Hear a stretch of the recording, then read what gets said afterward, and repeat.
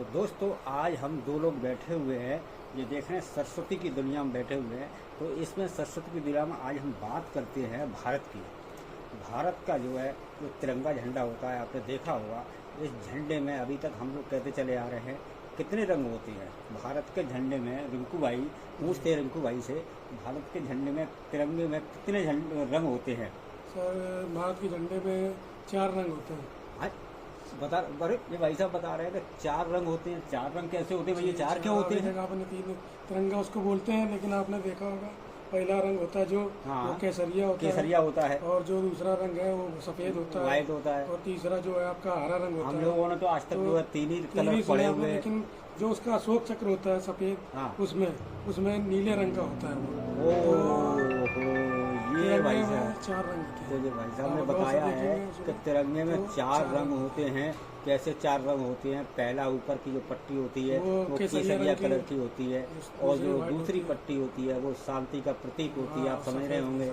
और ग्रीन जो हरियाली का प्रतीक होता है। तो दोस्तों और जो बीच में जो चक्र होता है, चक्र जो बना हुआ अशोक चक्र वो आप देखा होगा नीले रंग का होता है। वो नीले रंग का चक्र होता है, तो उसको गिना नहीं जाता है क्योंकि वो चिन्ह है, इसलिए उसको ध्यान नहीं दिया जाता है। लेकिन 4 कलर होते हैं, छुपा हुआ है ब्लू कलर भी उसमें, लेकिन चक्र की तरफ किसी का ध्यान नहीं जाता है। बस ये पता है अशोक चक्र में कितनी तीलियां होती हैं। कितनी तीलियां होती हैं? 24 होती है सर। उसमें जो है 24 तीलियां होती हैं। और जो चक्र है वो कहाँ से लिया गया है? अशोक स्तंभ। वो ये अशोक स्तंभ से ये चक्र अशोक का चक्र बोलते हैं जो लिया गया है। तो दोस्तों ये जानकारी आपको कैसी लगी? आज से याद रखना, तिरंगे झंडे में तिरंगा बोला जाता है लेकिन 4 रंग होते हैं। आपका क्या विचार है इसमें?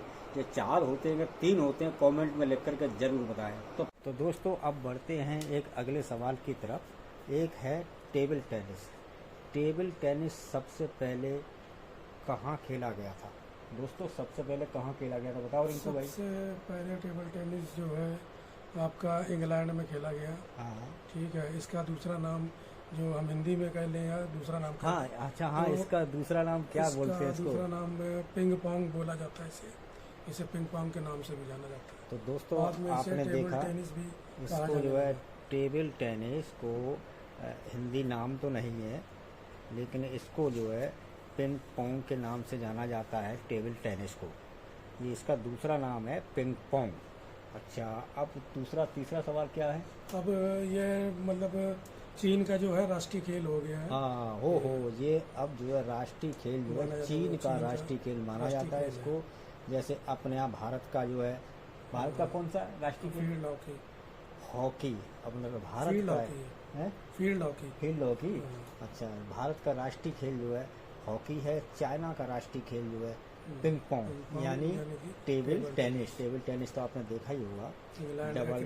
इंग्लैंड का राष्ट्रीय खेल कौन सा? क्रिकेट है। वो इंग्लैंड का राष्ट्रीय खेल जो है बताया भाई सामने क्रिकेट है। तो दोस्त फिर मिलते हैं एक नए सवाल के साथ में। इसी तरह एक सवाल जवाब होंगे।